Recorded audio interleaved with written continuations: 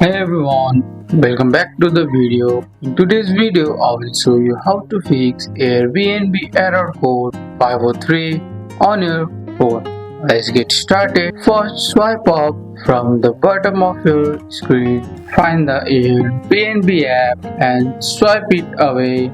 Now reopen the app and see if the error is gone. Error 503 can also show up if your Wi-Fi or data isn't working. Scroll down from the top right corner. Try switching Wi-Fi to mobile data or vice versa. You can do that by going to your iPhone's control center and tapping the Wi-Fi or silver icon to toggle it.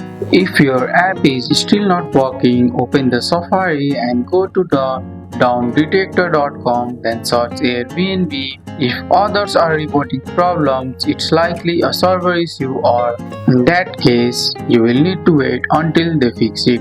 Make sure your Airbnb app is up to date. Go to the App Store, tap on your profile at the top right, scroll down and see if Airbnb needs an update. If yes, tap update, and that's it.